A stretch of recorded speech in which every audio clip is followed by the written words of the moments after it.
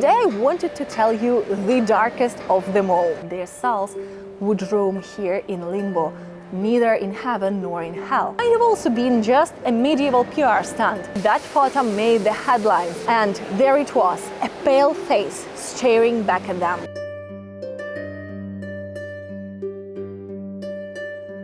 You know, most people come to Florence for the grand things, the Duomo, the Uffizi, Ponte Vecchio, but in reality, the true secrets of the city hide in plain sight, between the narrow alleys and ancient stones and the whispers of places that most people pass by without even noticing. Today we'll be uncovering 3 stories that most people don't know about Florence. Part legend, part history, and most definitely all magic. But before we begin, don't forget to subscribe to my channel, hit the bell button down below so you get the notifications of all the new videos on my channel, like and comment this video. Also, huge thank you to everyone who's supporting my channel. Your help is crucial to keep this channel going. And if you want to help us as well, you can do so by hitting the thanks button down below or by buying me a virtual cup of coffee. You will find the link in the description to do so, and it will be so much appreciated. Now, let's go with me and let's discover these mysteries.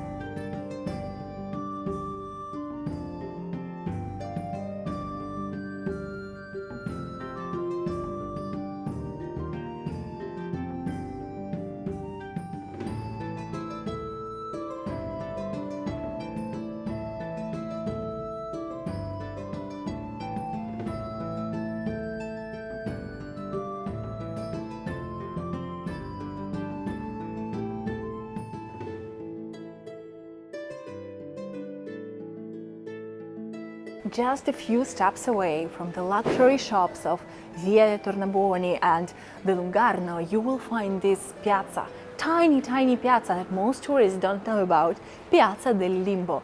Limbo means exactly what you think it might mean, because once upon a time during the Middle Ages, this place was actually the burial ground for the unbaptized children, and people believed that their souls would roam here in limbo, neither in heaven nor in hell. Dark beginning, I know, but this piazza also hides one of the most fascinating hidden gems of the city, this church, the Santi Apostoli, one of the oldest churches in the city. According to these marble plaques outside the church, it was built in the year 805 and consecrated by no other than Charlemagne himself in the presence of his knight Orlando. Romantic, right? Except it probably is not true. The historians have been long calling it a beautiful piece of medieval fake news, because the timeline doesn't really fit. Orlando has been dead for decades by then, and you know, most probably it was just a fancy way to tell a story of the church the Florentines built, and as it often happens, they decided to keep the legend, because sometimes the story might be a little bit more beautiful than the reality.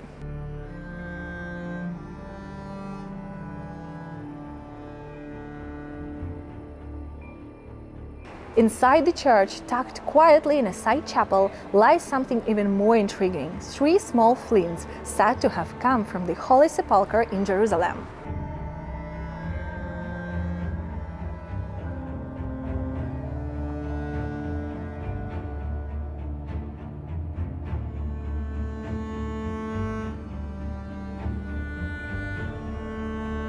According to legend, they were brought here by Pazzino de' Pazzi, one of the first crusaders to scale the city walls during the conquest.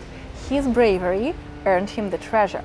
Since then, they have been used to light the sacred fire on the Holy Saturday every year until to this day, because these same stones are now used to spark the famous Florence Colombina, the dove that symbolizes the arrival of Easter. And by the way, tell me in the comments if you'd like a more detailed story about this Florentine tradition. Some historians say the whole story of Pazzino bringing back these stones might have also been just a medieval PR stunt. But nevertheless, the people back then absorbed it willingly. And if the name Pazzi rings a bell, because yes, guys, I am talking about the Pazzi of Florence, the ones who tried to overthrow the Medici family once, I have told their story in more detail in my older video, and you will probably want to check out how that one ends. I will leave you a link up here, so go watch it after this video.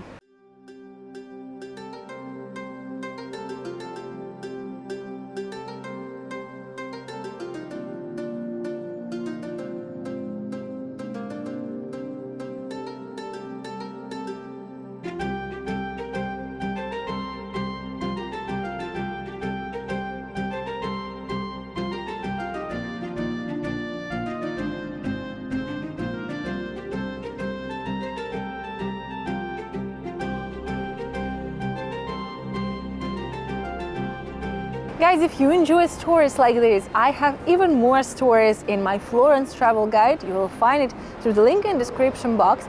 It features more than 170 places to see and things to do in Florence, among stories, legends, and of course some practical stuff, like my best recommendations for where to eat or where to stay.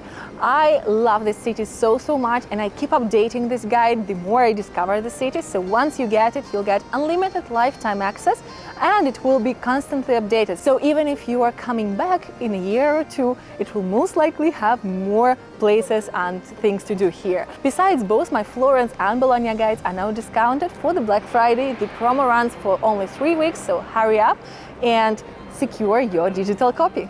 I love it so much how in Florence, behind every facade, there is a story, where history and legends all are woven together into the same golden tapestry. Come and I'll tell you another story. At first glance, San Michele looks like a fortress. Massive square with statues of saints peering down from every corner. But if you listen closely, there is an old legend hidden behind its stones. One that begins with a man named Michele.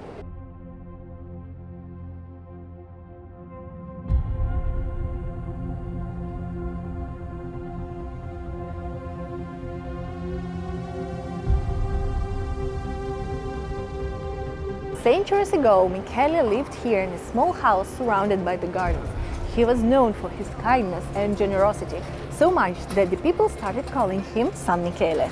He worked with his father, collecting grain from the citizens, grinding it into flour, and Michele, as kind and generous as he was, often gave away some grain to those in need. And when he died unexpectedly, in a very young age, the whole neighborhood mourned him.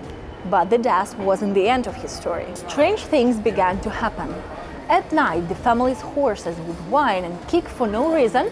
Everybody would hear it, but when they will go and check on them in the morning, the horse will be found calm, brushed, clean, their stalls all cleaned up.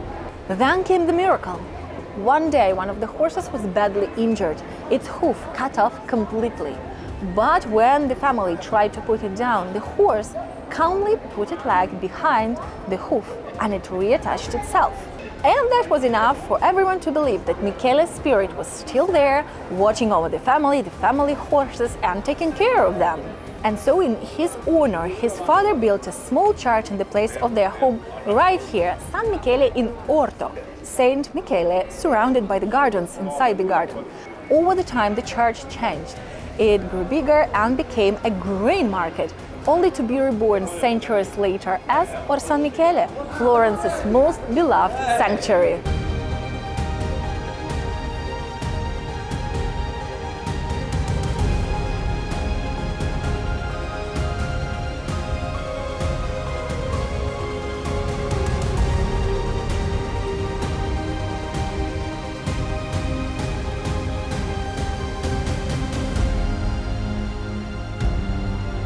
Guys, I'm so happy that you like this new format, this new content. I really appreciate your comments telling me how much you like it. But if you still want some Italian lifestyle, some expat life, and just day-to-day updates on what's going on here in Florence, what's going on in my life, make sure to follow me on Instagram. I will also leave you a link in the description box, and you will find the handles somewhere here on the screen.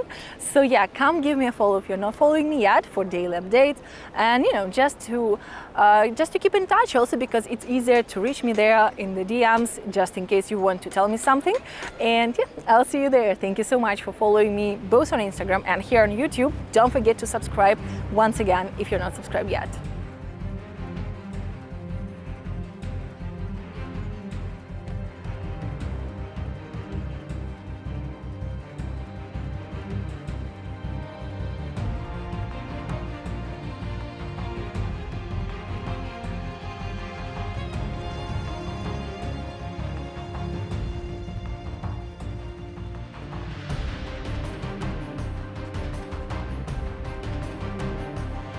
Every day, thousands of tourists fill Piazza della Signoria.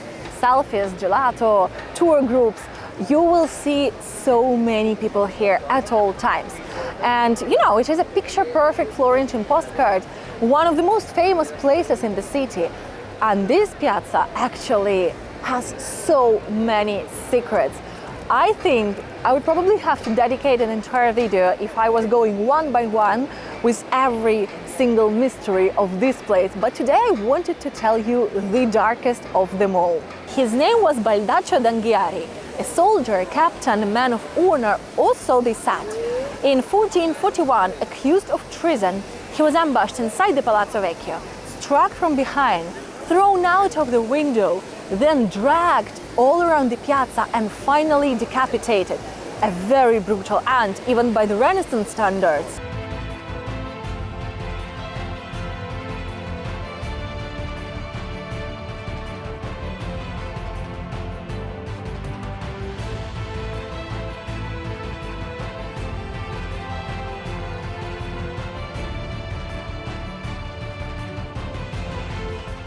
For centuries, locals swore that they could feel his presence wandering around the halls of Palazzo Vecchio at night and even among the people in this piazza.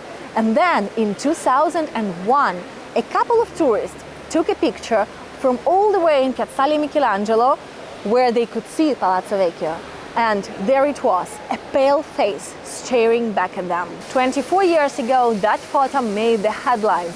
Experts examined it. No tampering, no tricks. Was it Baldaccio still haunting the city that betrayed him? Maybe. Or maybe Florence simply remembers its ghost better than most.